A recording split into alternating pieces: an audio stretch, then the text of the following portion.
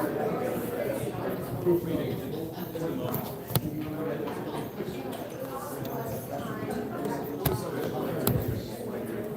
if you have any questions for the candidates, we have them on the bag. And we call it, we'll read them before I read them up.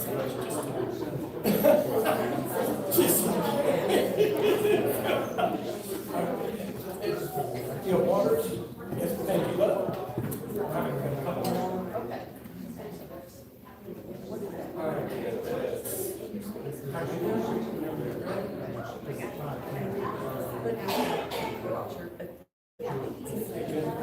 Jim, whenever you're ready. Could be one.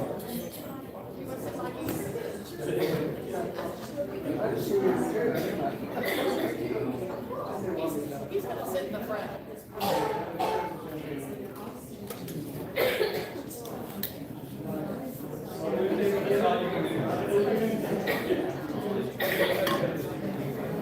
Okay, folks, it's last chance if you want to fill out a question for the candidates. There's cards outside. Then just give them to me if you want to roll out and go ahead and do that.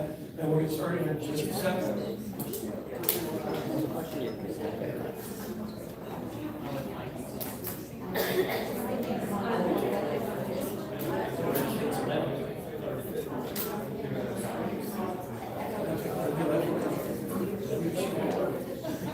Thank you. Appreciate it.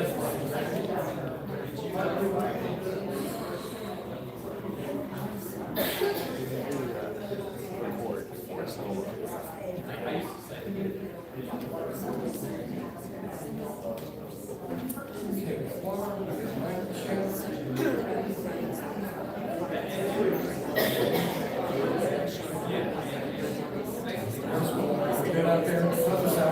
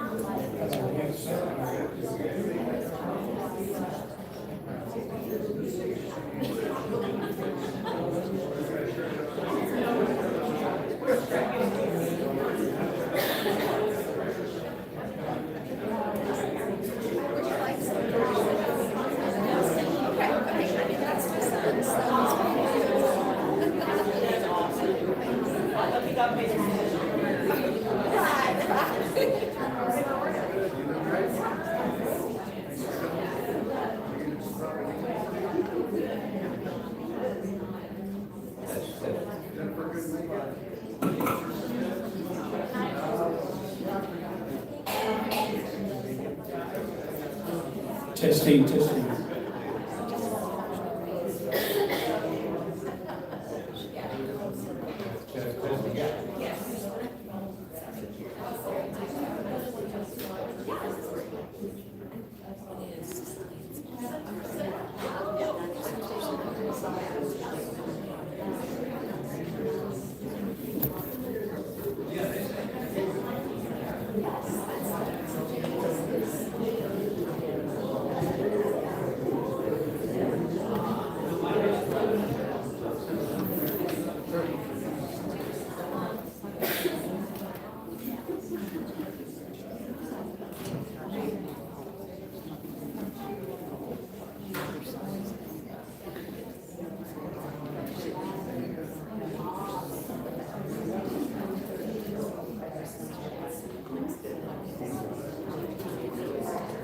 You got the podcast one? Everybody's ready? Okay. Hi, folks. I'd like to welcome you today. My name is Sean Cummings. This is Kit Fairchild. We do a little podcast called the Will Rogers Experiment Podcast. And we went ahead and put together a group of 5. Everybody agreed to be here. And then we had 2 people cancel, one sickness and one had a conflict. Just so you know, we didn't leave anybody out. I'd like to welcome our candidates today. Let's give them a hand for showing up.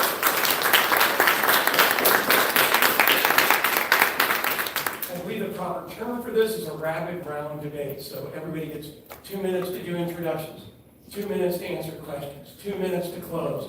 The only way you need to do a rebuttal, or would want to do a rebuttal, is if somebody calls you out personally, or something that's specific to your profession or need, and then just let us know, and we'll give you the extra 30 seconds. Preston Lee is our timekeeper over here. He has very big cards that you all can't see back there. Lights and a cowbell if we really get out of hand. Very Oklahoman for us to do. I want to introduce you to Kit Fairchild. He's going to go over a little bit more of the rules, and then we're going to get started by having the candidates introduce themselves so we can make this about them, not about us. Deal? All right. I think it's mic on. Is the mic on? No. Is the mic on now? Yes. There we go. It's on now. Okay. I'm Kit Fairchild. I'm the co-host the Will Rogers Experiment Podcast with Sean Cummings, and we're so pleased to present 3 wonderful candidates for U.S. Senate. This is U.S. Senate of Oklahoma. That's hopefully will be our next senator. I really hope so, the way things are going. Anyway, Sean went over the rules. You'll have 2 minutes to open. You'll have 2 minutes per answer. You'll have 2 minutes to close, and 30 seconds on rebuttal.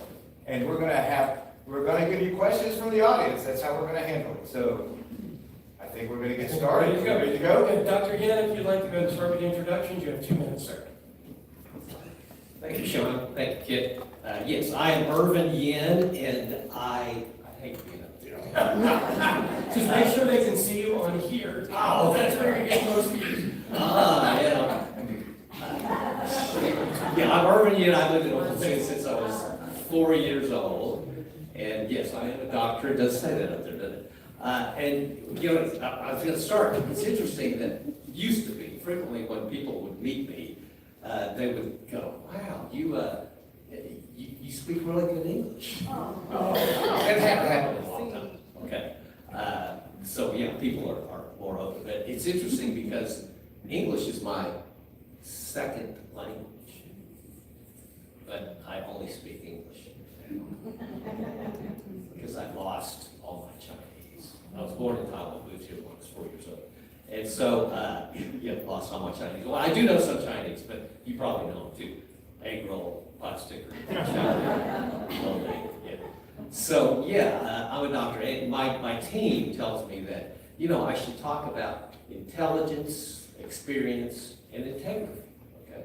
So, I think all of us up here are intelligent, but I went to medical school, and, medical school is not easy. But I will say, you don't have to be a genius to be a doctor, but you do have to be smart. You've got to be able to, read the books. You've got to be able to put it in time. It does take a long time. Right? But so, how about experience? Yeah, I've got a lot of experience. I was in the state senate, and did a lot. I was the chairman of the Health and Human Services Committee, so I do have some experience. Now, integrity. What is integrity? What is it? It's being honest.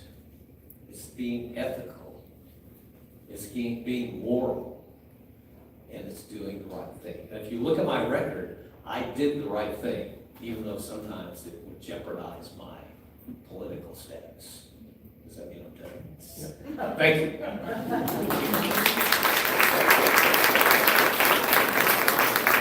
Thank you, Sean. I've got the coordinate mic, so I can't wander too far. Is that mic up? Now it is. This ain't the way to. How about this? That's why we come early. Now we start the time. There you go. So Jim Priest, I'm your candidate for United States Senate. I've been a trial lawyer, civil rights lawyer for many years. I ran for Attorney General in 2010, came in second, and found out they don't give you a second place prize or a participant trophy.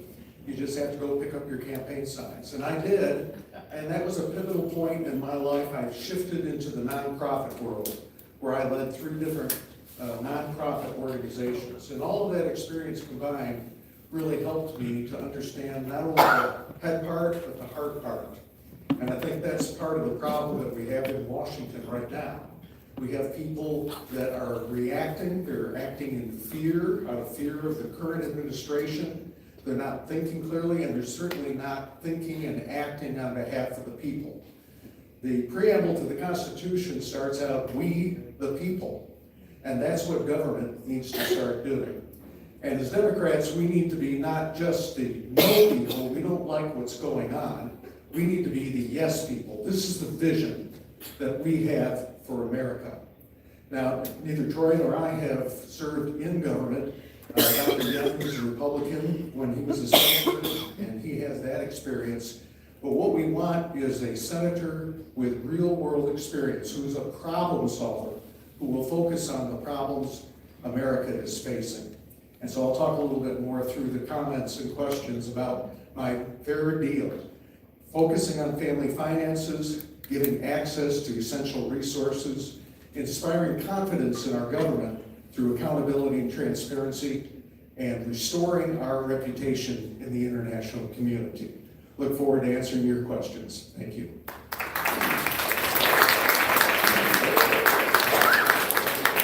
Okay, get it going. Here we go. First question. No, no. What? Oh, no, Troy's got to go. Sorry. I thought you were on the side. My bad. Troy. Hello, everyone. My name is Troy Green. I'm very happy to be here, and I'm happy to see all of you here. Raised here in Oklahoma. I really came from about as low as a human being can probably be and still survive. Came through the foster care system after a pretty rough childhood in my early years. Aged out of that system, straight into homelessness. Survived that and survived some pretty rough days out on the streets, just trying to survive.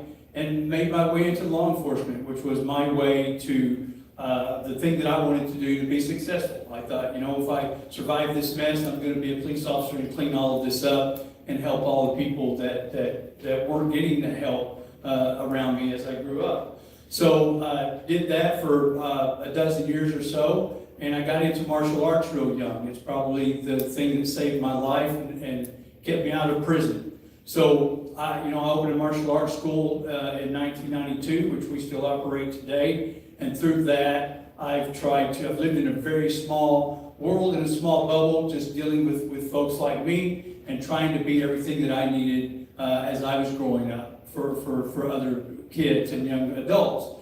Through my school, that's what we focused on. That's what my family has focused on all of these years, is service.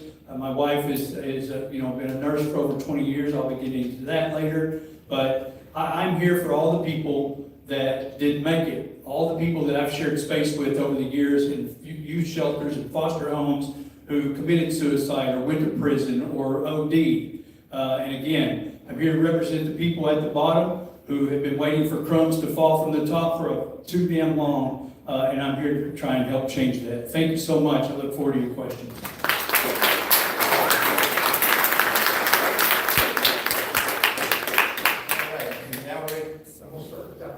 Start with Dr. Yen. Okay, first, this is a great question for you. First question right up is, how important is public health to you, and what do you plan to do to ensure preparedness? Public health is incredibly important to me if you look at my record. Okay, like when COVID started, I made a lot of statements about what we should do about COVID. And so, unfortunately, our president has decimated public health, in my opinion. And we all know who he appointed, RFK Jr., who has no formal education. Right? Everybody in this room knows more about healthcare than he does. And so, yeah, I'm absolutely for the government taking care of public health, and that takes money, right? Yeah, and so we got to fund that. And the World Health Organization, we've gotten out of that. That's wrong. And what's happening at the CDC and the FDA, that's terrible. And when the president tries to appoint that, what was her name, Casey Means, thankfully that didn't happen, and there's somebody else that they're talking about. But a great example of how important public health is hantavirus. Okay, I'm a doctor, and I didn't learn of hantavirus just 3 weeks ago. I've known about it for years. Okay, and now the good news is, thankfully, hantavirus is usually not transmitted from person to person. It's usually from rats to people. But who knows about this particular strain? And we got to look at it very closely, and we got to quarantine people who came off the boat. And that's like I said when COVID first started. We need to mandate masks. And if we had mandated masks a Oklahoma would have had 25% fewer deaths. And when I said that years ago, I said, if we don't mandate masks, we're gonna have enough deaths from COVID to fill the Paycom arena. And you know how many we've had? Almost that many. Over 16,000. So we could have avoided over 4,000 deaths. But our governor didn't mandate masks. And it's not like, you know, you gotta wear masks everywhere, it's just, you gotta wear masks when you're around other people. So, you know, public health, Dr. Yin, public health,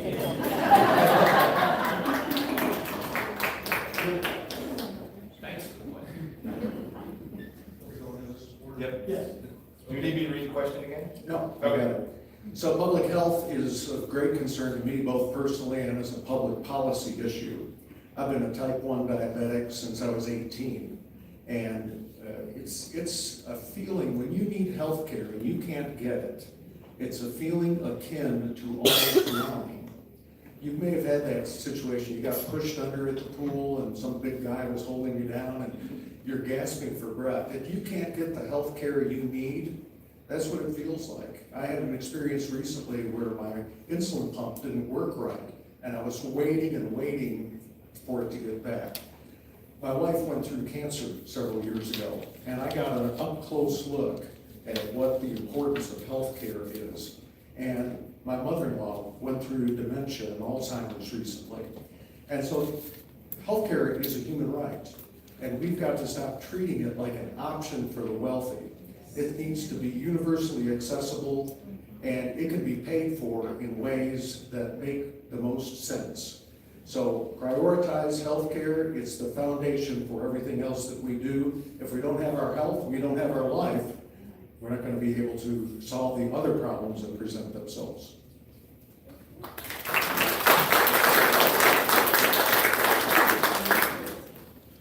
I think we can all agree that our healthcare system is in crisis right now. Again, I mentioned earlier that my wife's been a nurse for over 20 years, so she's been on the front lines of this battle for quite some time. And I'm sure everyone in this room has a family member who has dealt with a medical crisis. But not only is it not affordable, but there's also a strain on the staff, right? So we also have to consider, outcomes also include patient care, right? So, and the nurse-to-patient ratio right now is dangerous. It's dangerously high. And nurses can barely do the job, and then we wonder why mistakes are made, and we hold these nurses accountable for those mistakes.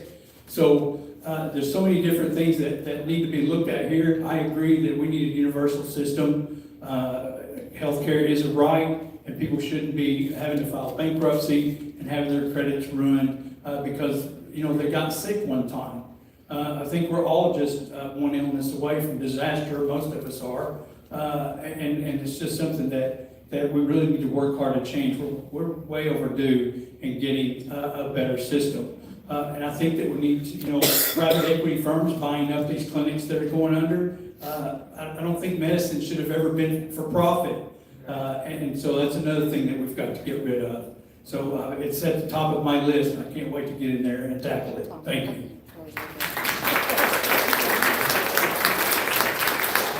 Okay, we're ready for the first question, Jim. You'll be starting the second one. The question is, what will you do to make us a responsible ally in a world we share with strong, aligned countries like China? I bet the R in fair deal goes to this point exactly. We need to restore our reputation in the international community. The current administration thinks everything's just fine and that people around the world fear us. If there is any fear, it's fear because of unpredictability and recklessness. And so the number one thing to restore our reputation in the international community is to get rid of these reckless tariffs. Not only will that help us in our relationship with other countries, but it'll help the taxpayers of the United States who end up paying the cost of those tariffs. And then the other thing that we've got to recognize is we have to be a reliable ally. We can't make fun of, call names at, criminalize European countries and then expect them to come help us when we engage in an undeclared war in Iran. But that's what the current administration does. They want to have it both ways. So speaking with respect, looking at allies as partners, they've been for traditionally tens and 20s and 30s of years, we need to establish personal relationships with those leaders. And what one president used to talk about concerning nuclear proliferation, he said, if you're going to reduce your nuclear arsenal, we will trust you, but we will verify. And that's the approach we need to take with other countries.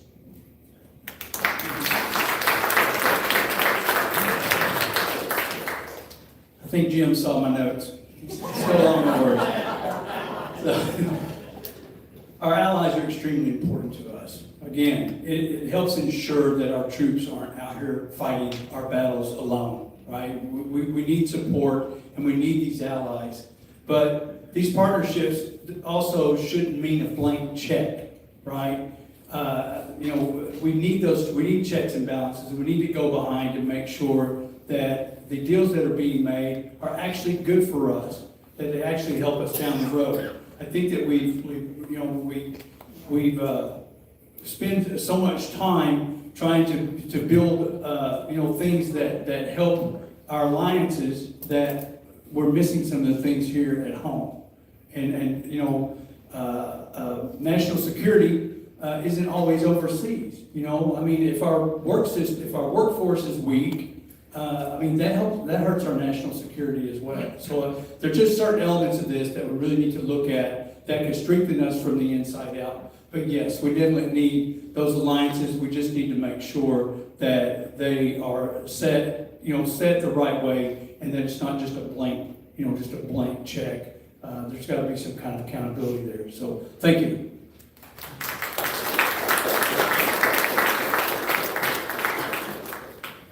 Well, thank you for the question. That's a great question, and specifically China was mentioned. Did you all know that I'm Chinese? So, okay, China is not our ally. It is not our ally. My parents were from the China mainland. They moved to Taiwan before the communist takeover. And both my parents' families were capitalists. And when the communists took over, they confiscated my mother's family's store and put my uncle, who actually previously had been the mayor of the second largest city in Taiwan, they put him in labor camp. He was in labor camp for years, released, and then for some reason, months or years later, they put him back in prison, in labor camp. And supposedly he was released again, and the vehicle that was taking him away had an accident and he was killed. All right, so my parents were afraid China would come take over Taiwan. So when I was 2 years old, my dad left my mother in Taiwan with a full-time job and 3 kids younger than 10 and came to Oklahoma. And over the next 2 years, he got 2 things. One was his master's degree from Oklahoma Ag in engineering. It was not OSU, it was Oklahoma Ag. And the other thing he got was his permanent residency status. So the rest of us came when I was 4 years old. So my dad, when I was 2 to 4 years old, he was upside down on the other side of the world. But so we moved into Northwest Oklahoma City, and that's where I've lived ever since. So since I was 4 years old. So yeah, they're not our ally. And let's talk about Taiwan, where I was born. We cannot let China take Taiwan. Absolutely not. And I read an article that said that the U.S. can't let that happen because we buy so many computer chips from China. That's a huge deal. And let's say China gets Taiwan, and let's say it's not by war, it's some kind of agreement. Well, I don't think that's good either, because look what happened to Hong Kong. Thank you.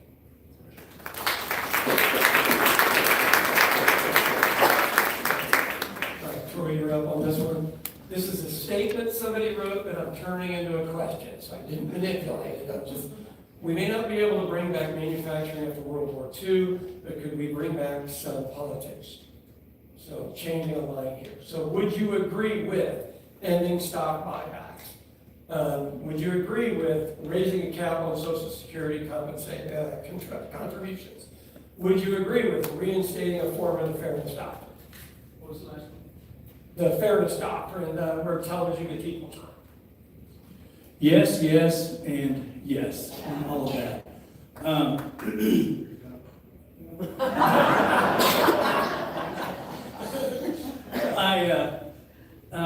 Yes, I mean, we definitely need to raise the cap on Social Security, the money that goes into Social Security. So, I mean, once you reach a certain amount, no matter how much money you make, that's it. That's all you're putting in. So we definitely need to raise that. And stock buybacks for sure. As far as bringing industry and jobs back, I mean, we're sitting here in Oklahoma, and right now I don't know how we get jobs back to Oklahoma with education being 50th. Who wants to come here and bring their families here to work and put their kids in a school like that? So we are all, if one of us win, we're going to DC, but we're representing Oklahoma, and that's my number one. How do we help Oklahoma from Washington, DC? So again, I think that this may stray off a little bit, and we'll probably get to this later, but for me, education is the cornerstone of everything that we're dealing with today. So, and that's going to include our workforce and whether or not we can get industry and businesses back to Oklahoma. So, thank you. Yeah, I want to say yes, yes, and yes to that too. But also, how to get manufacturing back in Oklahoma. I want to echo what Troy said. Yes, education, because, we're like last in education. That's terrible. We got to fix that. I went to public schools, Putnam City High School. I had a great education. We had great athletes come out of there too. So we can do it. We've done it. Let's do it again. And of course, we got to fund it. Our teachers have to be paid adequately. We can't be, compare us to the regional average. We got to be higher than that. And our per pupil spending per year, it's got to be higher. It's terrible compared to other states. If we fix education, it helps all kinds of stuff. Unemployment.